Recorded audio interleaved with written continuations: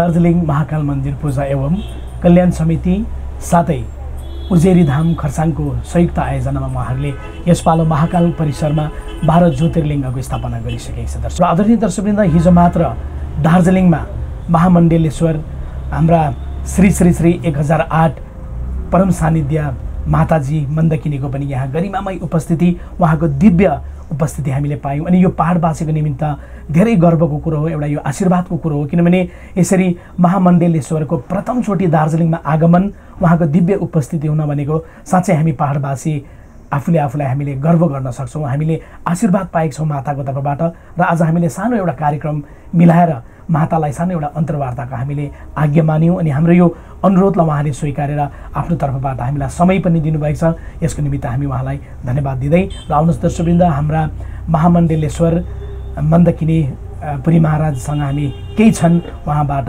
मीठो मीठो वाणीहरू हामी सुन्न लागिरहेको छौँ। माताजी नमस्कार। तो सबसे पहले मैं पूरे दार्जिलिंग वासियों की ओर से, यहाँ के भक्तजन की ओर से दार्जिलिंग महाकाल मंदिर पूजा कल्याण समिति और उजेरी बस्ती धाम के सभी भक्तजन की ओर से आपको मैं दार्जिलिंग में स्वागत करना चाहूँगा। अभी कैसे है माता जी आप? मैं बहुत अच्छी है माता जी। तो दार्जिलिंग पहली बार आए आप? नहीं, दूसरी बार आए। दूसरी बार। तो सबसे पहले आप उजेरी धाम में आए थे ना माता जी? हाँ, मंदिर में आए थे। माँ कात्यायनी के 7 कन्या जो बना है माँ कात्यायनी धाम, वहीं आए थे। उस मंदिर में आप कैसे जुड़ गए माता जी? बच्चे काफ़ी सालों से मुझसे जुड़े हुए हैं। कामाख्या में मेरे बच्चे लोग आते हैं साधना करने के लिए यहाँ से, तो बस तभी से जुड़े हुए हैं। वो इन्होंने रिक्वेस्ट की, माँ आपको आना है प्रोग्राम में। अच्छा, जरूर आए। तो आप पिछले महीने आई थी ना माता जी? हाँ, महीने में आए थे। तो दार्जिलिंग कैसा लगा आपको माता जी? दार्जिलिंग बहुत सुंदर जगह है और यहाँ सुंदरता के बाद में यहाँ बाबा महाकाल बैठे हुए हैं जो सबके पिता हैं, इन सब का संरक्षक करते हैं। तो इस महाकाल मंदिर में भी आप उन्हीं के जरिए जुड़ गए माता जी? हाँ, जो हमारा कात्यायनी धाम के जो ट्रस्टी है, जो भक्त लोग हैं, यही लोग मुझे लेके आए, बोले माँ चलो दर्शन कर लो। हमने बोला चलो दर्शन करके आते हैं। तो आप यहाँ पे आई? हाँ, बाबा महाकाल के दरबार में उन्होंने बुलाया आपको माता जी, ऐसा फील करते हैं आप? तो माता जी हमने सुने हैं कि आप जिसका भी माता पिता नहीं होते, जो अनाथ बच्चे होते, खास करके बेटियों का आप शादी कराते, उनके घर बसाते। हाँ। इसके बारे में भी कुछ बताइए ना। सनातन धर्म के अनुसार ही जो हमारा हिंदू धर्म है उसी के अनुसार, ऐसे तो पहले तो मैंने सर्वधर्म बेटियों की शादी करती थी। मैंने सर्वधर्म बेटियों की शादी भी करी है। धर्म से मुझे ये नहीं कि मैं सिर्फ हिंदू धर्म की बेटियों की शादी करूँ। मैंने कहीं मुस्लिम बेटियों की भी शादी की है, उनके निकाह कराए हैं। कहीं मैंने क्रिश्चियन लड़कियों की भी शादी कराई है। उनकी विधि विधान से एक ही पांडाल के अंदर मैंने सर्वधर्म बेटियों की शादी की है। शुरू स्टार्टिंग मैंने वहीं से किया था। ये कब से शुरू कर रहे हैं आप? ये मेरी 13 वर्ष की उम्र से ये प्रोग्राम जो है बेटियों का पैर पूछने का, वो मैं 13 वर्ष की उम्र से करती चली आ रही हूँ। और मेरे उज्जैन के जो मेरे भक्त हैं, जो मेरे बच्चे हैं, हम सब मिलके नागचंद्रेश्वर सेवा धाम हमारा आश्रम का नाम है जी। और वो सेवा धाम के अनुसार ही सारी चीज़ें चलती हैं। अच्छा, तो ये शादी आप प्रत्येक वर्ष कराते हैं? हाँ, प्रति वर्ष करते हैं। अभी तक कितने बच्चे की शादी की आपने? किसी साल में 101 बेटी हो जाती है, किसी साल में 51 होती है, किसी साल में 150 हो जाती है, 200 भी हो जाती है। ऐसा रजिस्ट्रेशन जैसा होता है वैसे। माता जी आपका ये जो मंदिर है, आश्रम, ये उज्जैन में है ना माता जी? हाँ, ये उज्जैन में है। जो बाबा महाकाल के ऊपर भगवान नागचंद्रेश्वर बैठे हुए हैं जी, जिनका दरबार मात्र 1 वर्ष में 1 बार खुलता है, नाग पंचमी के दिन। वही नागचंद्रेश्वर मेरे यहाँ उनका मंदिर बना हुआ और मैं उनकी परम भक्त हूँ। और उन्हीं के द्वारा ही मेरा संन्यास हुआ है। मेरा संन्यास कोई साधु के भेष देख के या कोई चीज़ देख के नहीं हुआ कि भाई मुझे कोई साधु समाज अच्छा लगा, कि कोई मुझे सनातन धर्म अच्छा लगा। क्योंकि 10 वर्ष की उम्र में ये नहीं पता होता है कि सनातन धर्म क्या होता है, हिंदू धर्म क्या होता है, भगवा क्या होता है, ये मुझे नहीं पता था। परंतु हाँ, मुझे ईश्वर ने एक साक्षात्कार कराया, भगवान नागचंद्रेश्वर का मुझे साक्षात्कार हुआ। और बाबा भोलेनाथ का ही स्वरूप है वो। उन्होंने मुझे, नागचंद्रेश्वर ने बोला कि तुझे संन्यास लेना पड़ेगा। और मैंने संन्यास लिया। कुछ समय मेरे माता पिता ने थोड़ा सा ऑब्जेक्शन लिया था कि ये नहीं कर सकते, अगर जाओगे तो किसी के बर्तन मांजने पड़ेंगे, कहीं झाड़ू लगानी पड़ेगी। हमने बोला चाहे कुछ भी करना पड़े, अगर हमारे परमात्मा हमें मिल रहे हैं तो हम हमारे बाबा के शरण में जाएंगे। पर हमारे परमात्मा का एक ही कहना था कि जब तक आप संन्यास नहीं लोगे तब तक हम आपके कंठ पे विराजमान नहीं होंगे। तो मैंने संन्यास धारण किया। फिर माता पिता ने भी थोड़े समय बाद वो मान गए और फिर उन्होंने मेरा विधि विधान से मेरा संन्यास हुआ है। बाकायदा मुझे मेहंदी लगाई गई, सुंदर सी साड़ी पहनाई गई, बहुत सुंदर तैयार किया और फल फूल गहने जो भी चीज़ें थी मेरे पास में, वस्त्र वितरण कराए गए। फिर मेरा संन्यास हुआ। तो जब मेरा संन्यास हुआ उसकी एक दुख भी होता है और मुझे खुशी भी हुई है। तो बाबा ने मुझे बोला कि संन्यास के दौरान तुम्हें अग्नि में बैठना पड़ेगा और आपको अग्नि परीक्षा देनी पड़ेगी। अगर आप अग्नि में नहीं जले तो आप मेरी बेटी बन सकते हो। तो हमने सबको बोला कि हम तो अग्नि में बैठेंगे। तो कुछ लोग हमारे यहाँ के जो परिवार के होते हैं ना, आस पास के परिवार के, वो लोग बोलने लगे ये लड़की पागल हो गई है, ये अग्नि में तो जल जाता है व्यक्ति। तो बोले ये पागल हो गई है या फिर ये झूठ बोल रही है, कुछ नाटक कर रही है ना। ऐसा मेरे साथ जो हुआ मैं वो आपको प्रत्यक्ष बता रही हूँ। तो हमने बोला कि हम अग्नि में बैठेंगे। तो कुछ लोगों ने मान लिया, परिवार वालों ने, कि ठीक है ये इसको अग्नि में ही बिठाना है, ये जलेगी तो अपने आप ये मना कर देगी कि मुझे संन्यास नहीं लेना है। संन्यास लेने के लिए मैंने एक बार अपने प्राण की आहुति देने की भी कोशिश की थी, क्योंकि मेरे परिवार के मुझे संन्यास नहीं लेने दे रहे थे। तो मैंने बोला मैं अपने प्राण दे दूँगी अगर आपने मुझे संन्यास नहीं लेने दिया तो फिर उन लोगों ने बोला कि शायद इसका दिमाग थोड़ा डिस्टर्ब हो गया है, तो इसलिए इसको अग्नि में बैठना है। ये अग्नि में बैठेगी तो ये समझ जाएगी कि नहीं भगवान नहीं है और ये वापस अपनी दुनिया में लौट आएगी।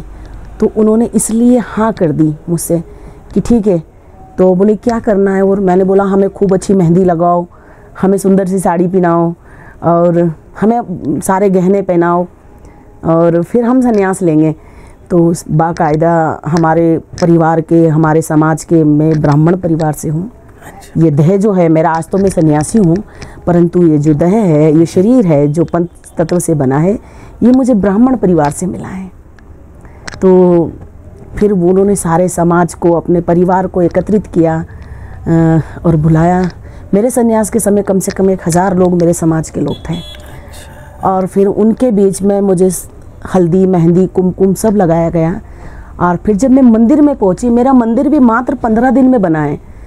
जिस दिन मेरा संन्यास था 15 दिन पहले, जैसे आज ये 14 दिन की जो घटना है ना, बाबा महाकाल की ऐसी घटना मेरे साथ हुई। अच्छा। कि 15 दिन में मुझे संन्यास लेना हो और संन्यास भी लूँगी तो मैं अपने मंदिर में लूँगी। तो 15 दिन के अंदर मेरे यहाँ नागचंद्रेश्वर भगवान का निर्माण हुआ है। मंदिर का मूर्ति पहले से थी, छोटा सा ओटला था, फिर बड़ा बनाया गया। तो जब मुझे अग्नि में बिठाया गया, मैंने जो सुंदर वस्त्र पहन रखे थे, जो गहने, कुंडल, हार, चूड़ियाँ, ये सब पहन रखी थी, ये जब सब मैंने उतारी तो मेरे कुछ लड़कियाँ बोल रही थी अरे इतने सुंदर चीज़ क्यों दे रही है किसी को। हमने बोला नहीं। तो हम सबको ऐसे देते गए और फिर जब हमने ये भगवा, तो हमारे घर वाले हमारे लिए एक साड़ी लेके आए। हम शुरू से साड़ी पहनते हैं। तो हमने बोला भाई हम तो संन्यास ले रहे हैं, फिर हम अगले दिन स्नान करेंगे तो हम क्या पहनेंगे। तो उन्होंने बोला नहीं, हम छोटे थे तो हमें समझाया गया नहीं, आप इसलिए एक साड़ी लाएं कि सिर्फ आपके, जब आप आज संन्यास लोगी तब बाबा आपके कंठ पे रहेंगे तभी आपको पहनना, बाद में आपको ऐसे गृहस्थी जैसे ही कपड़े पहनना है। ये हमारी बात हो गई है उनसे। एक्चुअली ऐसा उन लोगों ने मुझे बताया। ये मेरे जीवन की सच्ची घटना है। तो मुझे बड़ा आश्चर्य हुआ। मैंने बोला कि हे भगवान, तू तो मुझे बेरूपिया बना रहा है? या तो मुझे अपने रंग में रंग ले या मुझे फिर गृहस्थ में ही रहने दे। अगर मैं एक दिन यह पहनूंगी और एक दिन गृहस्थ के कपड़े पहनूंगी तो लोग मेरी हंसी उड़ाएंगे और तेरी भी भक्ति के ऊपर दाग लग जाएगा। जो मैं भक्ति स्वीकार कर रही हूँ उसका मैं जवाब नहीं दे पाऊंगी लोगों को। बाबा ने बोला कि ये सब तुझे भ्रमित कर रहे हैं। तो हमें पता था, हमें पता चल गया बाबा ने, फिर भी हमने उन लोगों को कुछ नहीं बोला। हमने बोला अगले दिन हम देखेंगे जो भी होगा। जब हम ये वस्त्र धारण किए भगवा हमने, वो वस्त्र उतार के, और अग्नि जलाई गई, तो अग्नि हमसे इतनी ऊंची जलाई गई, जैसे हम बैठे हैं बीच में ऐसा गोला बनाया और इतनी ऊंची अग्नि। और चैत वैशाख के दिन थे, कड़ी गर्मी इतनी तेज, और मालवा की गर्मी बहुत तेज होती है। उसमें पूरे में इतने उपले लगाए गए और उसमें घी डाला गया और कपूर डाल के उसको चैतन्य किया गया। तो क्या होता है कि जब शुरू में हम उसमें अग्नि चैतन्य करते तो थोड़ा सा धुआं देते हैं, तो लोगों को क्या लगा कि ये लड़की अभी भी बैठी, परंतु मेरे ईश्वर ने एक चीज़ कही थी मुझे, सिर्फ एक नारियल लेके बैठना और कुछ मत करना। स्नान करके हमने भगवा वस्त्र धारण किए।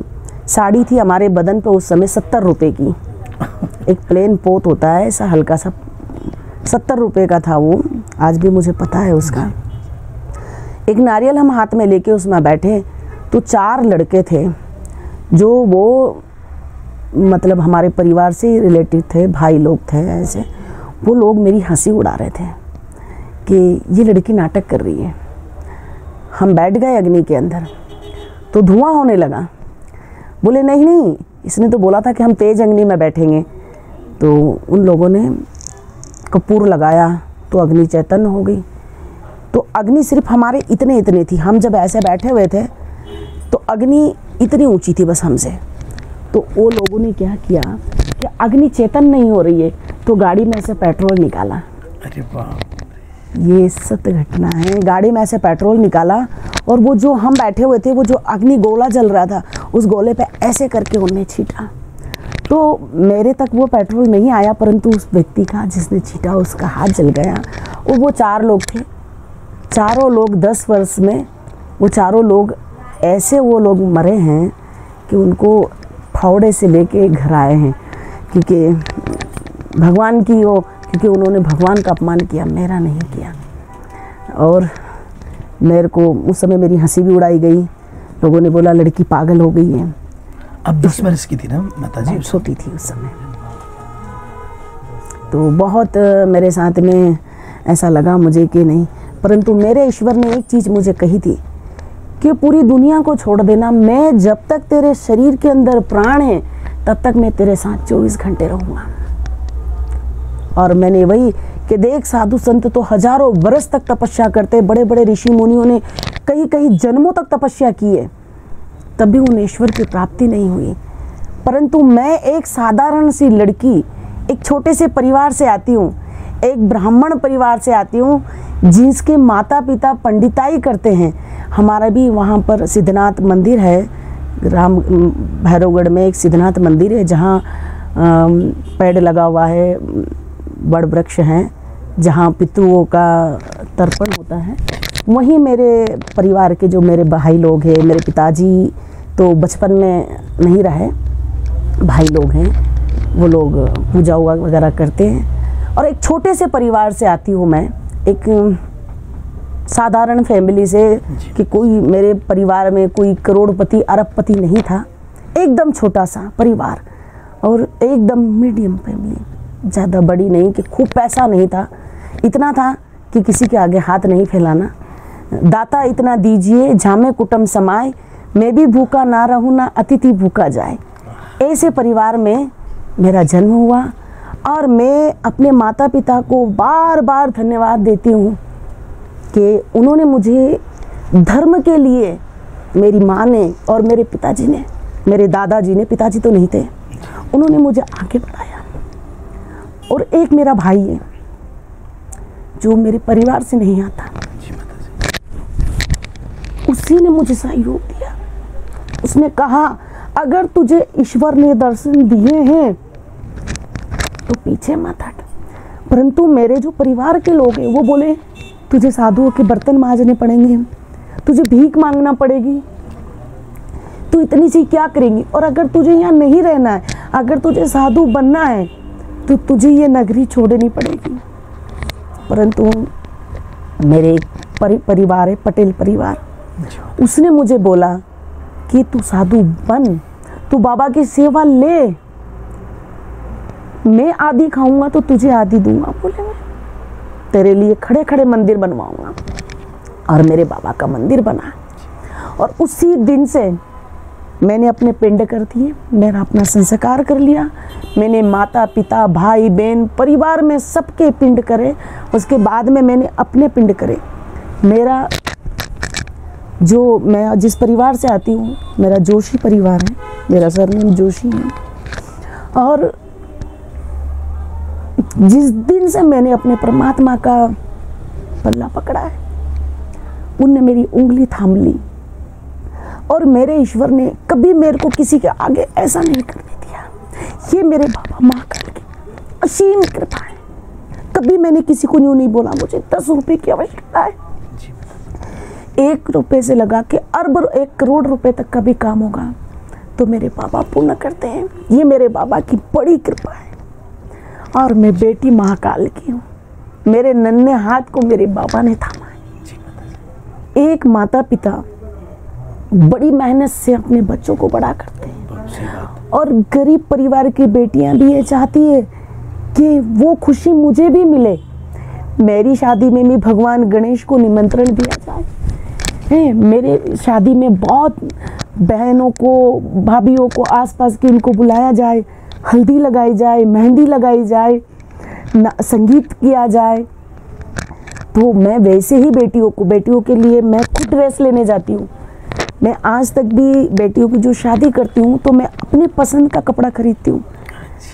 मैं सारी बेटियों को एक जैसी ड्रेस, ऐसा नहीं हो मेरे यहाँ कि एक बेटी के पिताजी के पास पैसे तो उसने 3000 का ड्रेस दिला दिया, एक के पास नहीं पैसे तो वो 500 का पहन के आ गई। नहीं, मैं खुद अपने से लाऊंगी और मैं सब बेटियों को एक जैसी ड्रेस, और दूल्हों को भी, बेटों को भी, उनके लिए भी कोट पैंट, सफारी, शेरवानी, जो एक बार का ड्रेस का हो जाता है कि इस बार ये देना है, मैं वही देती हूँ।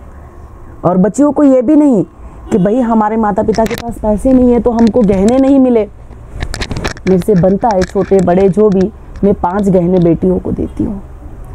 11 बर्तन देती हूँ, पर पीतल के देती हूँ, स्टील के नहीं देती, क्योंकि मैं लोहा दान नहीं करती हूँ। अच्छा। कहते हैं कन्यादान में लोहा नहीं दिया जाता, तो मैं बेटियों को 11 बर्तन देती हूँ, ज़्यादा नहीं देती, परंतु पीतल के देती हूँ। एक पलंग, रजाई गद्दे, एक अलमारी जिसमें वो अपने कपड़े रखे, और भोजन प्रसादी। हामी पहाडवासी भाग्यवानी छौँ। आज महामण्डलेश्वरको प्रथमचोटि दार्जिलिङमा उहाँको दिव्य उपस्थिति, साँच्चै दार्जिलिङको यस धार्मिक इतिहासमा प्रथमचोटि यो एउटा अङ्क गाभिएको पनि हामीले महसुस गरेका छौँ। अनि आज उहाँको जुन चाहिँ दिव्य उपस्थिति, उहाँको दिव्य आशीर्वाद हामी समक्ष राखेको छ र हाम्रो पहाडमा कुनै प्रकारको विघ्न बाधा नआओस् भन्ने फेरि पनि हामी भगवानलाई कामना गर्छौँ। मुख्य विषय पर आना चाहता हूँ, जो जिस तरह से आज हमारे दार्जिलिङ में 12 ज्योतिर्लिंग का स्थापना हुआ, इसका सबसे बढ़िया श्रेय हम आपको देना चाहेंगे। आपको दिल से शुक्रिया अदा करना चाहेंगे कि आपके ओर से, अपने पूरे टीम की ओर से और उज्जैन की तरफ से आपने महाकाल के परिसर में 12 ज्योतिर्लिंग का स्थापना किए, तो हम लोग आपसे शुक्रगुजार हैं, तो धन्यवाद देना चाहेंगे। तो ये ज्योतिर्लिंग स्थापना करने का विचार कैसे आए, ये भी थोड़ा बताइए ना माता जी। एक्चुअली जब मैं कात्यायनी धाम से बाबा महाकाल के दरबार में आई दर्शन करने के लिए, तब मैं बाबा की आरती उतार रही थी। तभी मेरे को बाबा ने आदेश दिया कि बच्चे यहाँ चाहते हैं 12 ज्योतिर्लिंग बनाना, परंतु बच्चे की अभी सुविधा नहीं है। काफ़ी दिनों से ये लोग सोच रहे, मुझे तो नहीं पता ये लोग कब से सोच रहे थे, परंतु बाबा ने मुझे बताया कि इनकी इच्छा है और यहाँ के पहाड़वासी 12 ज्योतिर्लिंग के दर्शन करने नहीं जा पाते, जो बुजुर्ग लोग हैं वो यहाँ 12 ज्योतिर्लिंग के दर्शन करें। तो बाबा ने जैसे ही मुझे आदेश दिया, मैंने मेरा बाबा का आदेश मैंने बच्चों के सामने रखा। और फिर बच्चों ने बोला माँ ये बहुत खुशी की बात है, और बस बाबा का आदेश था और बन गया। ये तो बता जी, ये कितने समय के अंतराल में बन गए? ये 1 महीना ही, मात्र 1 महीना। मई में हम आए और अब देख लीजिए 1 ही महीना। जी, मई में आप आए थे, तो जून में इसका स्थापना भी शुरू हुआ।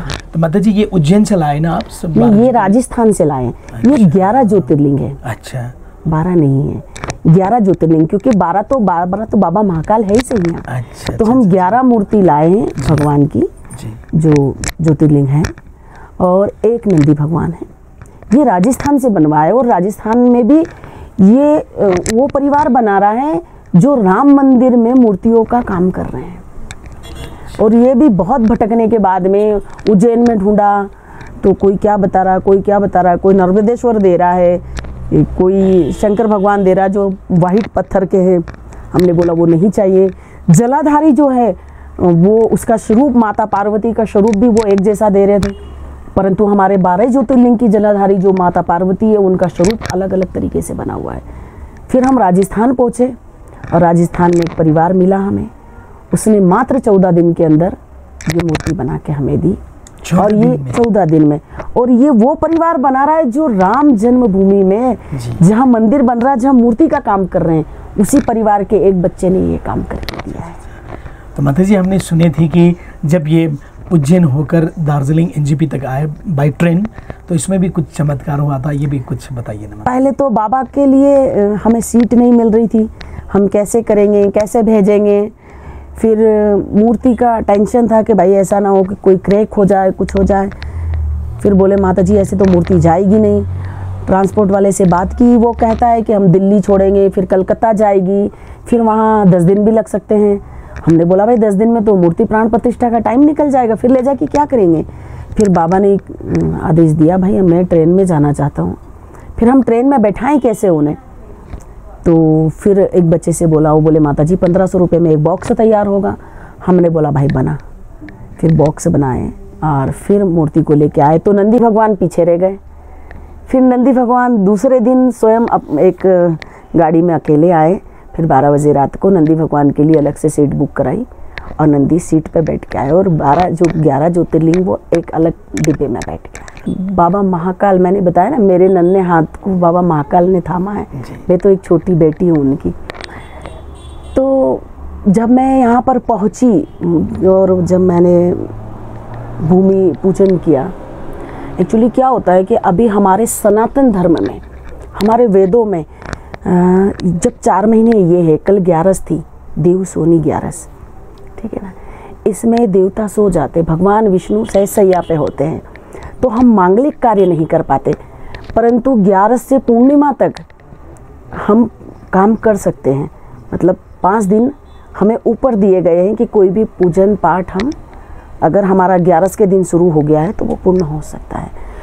तो 11 के दिन हमने कल जो है बाबा को जल सैया कराई है ना, सूक्ष्म रूप से। और जो हम 12 ज्योतिर्लिंग की मिट्टी लाए हैं और 12 ज्योतिर्लिंग का जल है, जो उस स्थान पे जहाँ बाबा का प्राण प्रतिष्ठा होनी है, वहाँ मिट्टी की हमने स्थापना कर दी है और भूमि पूजन करके वहाँ स्थापित कर दिया है। अब जो उपचारिकता है, जो बाकी की जो पूजा पाठ है, वो पूर्णिमा के दिन हम पूर्ण कर देंगे। और हमारे यहाँ पूरे विधि विधान से बाबा महाकाल की स्थापना हो रही है। शास्त्र के एक एक चीज़ को आगे लेके ही हमने सारी चीज़ें की है।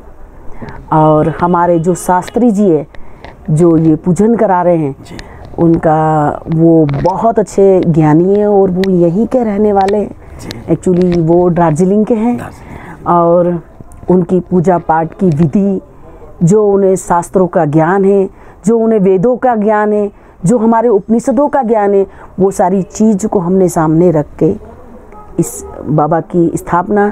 और बाबा महाकाल का तो क्या है, देखो बाबा तो हम जब हमारी इच्छा हो मिट्टी के बाबा बनाए पार्थिव शिवलिंग और हम पूजा करने लग जाए, क्योंकि एक ऐसा ही, यही एक ऐसा है जिन्हें जो हमें जन्म भी देता है। ये हमें ऊपर से धरती से हम आते हैं धरती पे माँ के कुख में, तो जब हमें कोई नहीं पूछता, ईश्वर ने देखो, अगर जो ईश्वर ने एक नियम बनाया है वो मैं बताती हूँ आपको कि कैसे।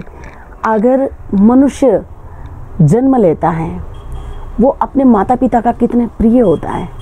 छोटा सा अगर बच्चा जन्म लेता है तो कितना प्रिय होता है, बड़ा होता है तो माँ स्कूल पढ़ाती है, कॉलेज पढ़ाती है, मेरा बेटा इंजीनियर करे, डॉक्टरी करे, है ना, कोई कलाकार बने, तो बहुत मेहनत करते हैं माता पिता और उसे बड़ा करते हैं। अचानक जब कभी शरीर पूरा हो जाए तो हम अपने ईश्वर, अगर हमें अपने बच्चों से इतना प्रेम है कि अगर किसी का शरीर पूरा हो जाए या किसी के माता पिता का शरीर पूरा हो जाए तो हम उन्हें कभी भी ना छोड़ें, क्योंकि वो हमारे प्रिय होते। परंतु जब शरीर से प्राण निकल जाते हैं तो शरीर में भगवान दुर्गंध भर देता है, तो हम चाह के अपने परिवार को, खुद के हमारे परिवार के प्यारे बेटे को, हमारी प्यारी माँ को, जिसने हमें जन्म दिया है, हम उसे अपने हाथ से अग्नि देते हैं।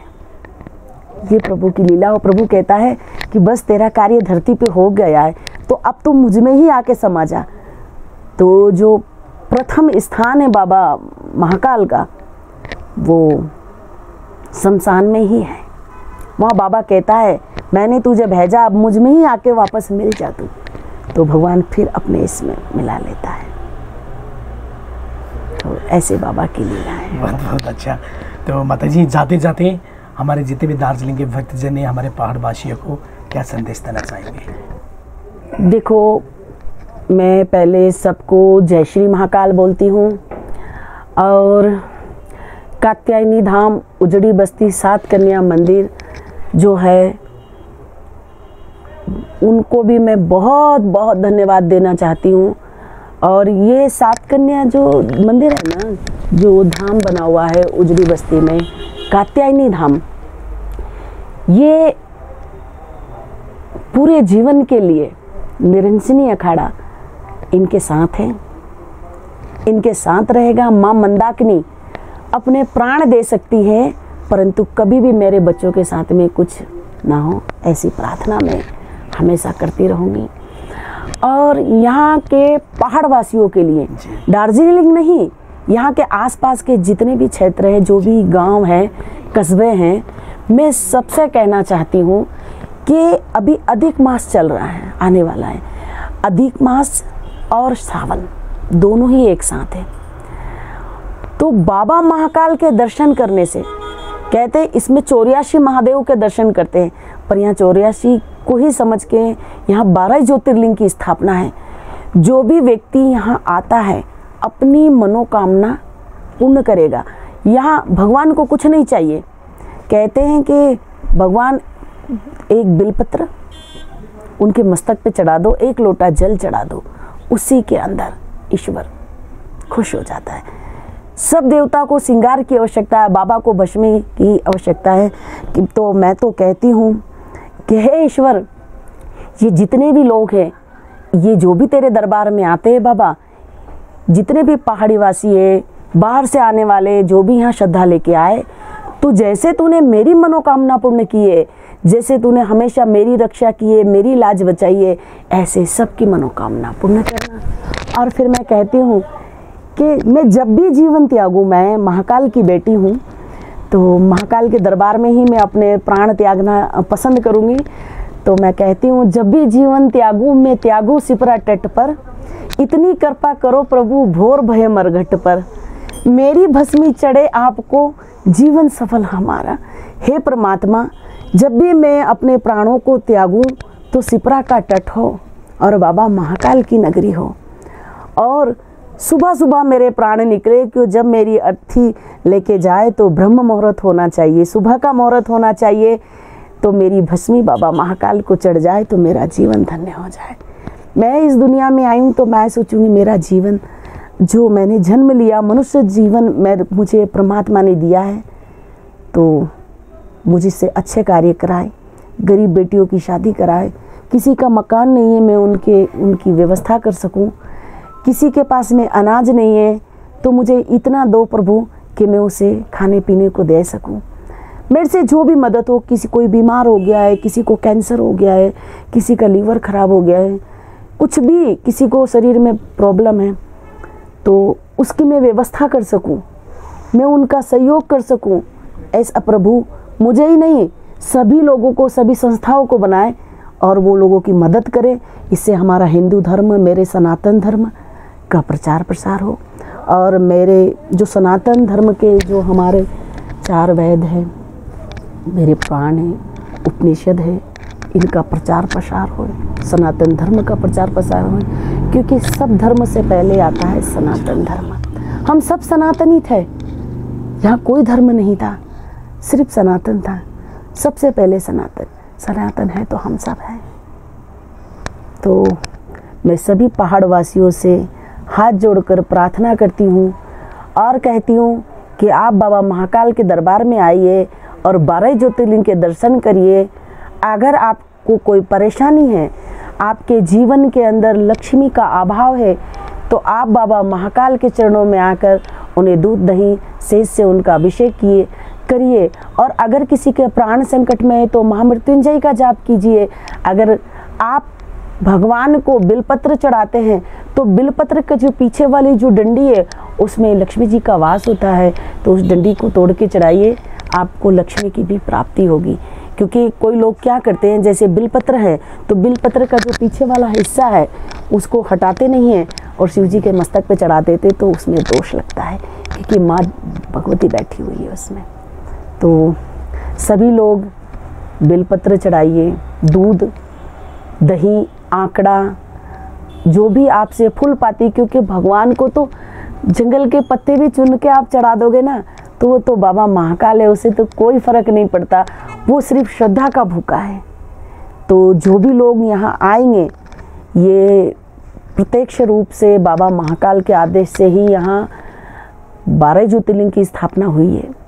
तो यहाँ आने वाले सभी लोगों की मनोकामना पूर्ण होगी और सभी लोगों की धन ऐश्वर्य पुत्र प्राप्ति रोग आदि पीड़ाओं का सर्वनाश होगा। और जिसकी नौकरी नहीं लगती है, जिसके बच्चे नहीं हो रहे हैं, जो बिजनेस में लॉस हो रहा है, बिजनेस करने के बाद भी वो आगे नहीं बढ़ पा रहा है, तो यहाँ बाबा के मंदिर में आने से 12 ज्योतिर्लिंग के दर्शन मात्र से उनकी सारी मनोकामना पूर्ण होगी। मैं सभी लोगों से बार बार निवेदन कर रही हूँ, प्रार्थना कर रही हूँ कि इस पहाड़ के लोग सब सुखी रहे, खुश रहे और मस्त रहे, आबाद रहे और सब लोगों की सेवा करते रहे। और ये जो महाकाल की जो संस्था है जो ये आयोजन करा रही है और जो कात्यायनी धाम की जो कमेटी है, दोनों कमेटी मिलके ये कार्य कर रहे हैं। और यहाँ के कुछ और लोग भी हैं जो और भी कमेटी बनी है। मैं सभी कमेटियों से हाथ जोड़ के विनती करती हूँ कि मैं तो बाहर से आई हूँ, आप सब लोग यहाँ के हो, जितना प्रेम से रह सको। क्योंकि आप ये बात सोच लीजिए, अगर हम हमारी मृत्यु को सामने रख के देखेंगे तो हमें कोई भी दुश्मन नज़र नहीं आएगा। क्योंकि ये सोच लीजिए कि हम कुछ समय के लिए ही यहाँ पे आए हैं, जिस दिन हमारा लक्ष्य पूरा हो जाएगा, जिस दिन हमारा समय पूरा हो जाएगा, उस दिन हमें परमात्मा के धाम जाना है। तो सभी भाई, सभी बहन, सभी मंदिर, सभी हमारे हैं। तो इसीलिए सब लोग प्रेम से रहो, खुश रहो और अपनी मनोकामना पूर्ण करने के लिए 2 महीने का समय है। आप आइए और अपनी मनोकामना पूर्ण करिए। बाबा महाकाल के दर्शन मात्र से आपके जीवन में लक्ष्मी का अभाव बढ़ेगा, आपके जीवन में आपके सारे कष्ट हर लिए जाएंगे। क्योंकि ये परमात्मा ऐसा है कि इसे किसी चीज़ की आवश्यकता नहीं है। इसे ना सोना चाहिए, ना चांदी चाहिए, ना हीरा चाहिए, ना मोती चाहिए। इसे श्रद्धा के 2 फूल अर्पण करने से आपकी मनोकामना पूर्ण हो जाएगी। जय श्री महाकाल, जय श्री महाकाल, जय श्री महाकाल। हामी सबै प्रेममा बाँचौँ। मनुष्यको यो चोला क्षणभरको निम्ति मात्र छ। पञ्चतत्त्वमा विलिन हुने शरीरको केही भरोसा छैन। त्यसैले बाँचौँ, एकअर्कामा हामीले माया गरौँ, एकअर्कालाई सहयोग गरौँ भन्ने पनि उहाँले बताउनु भयो।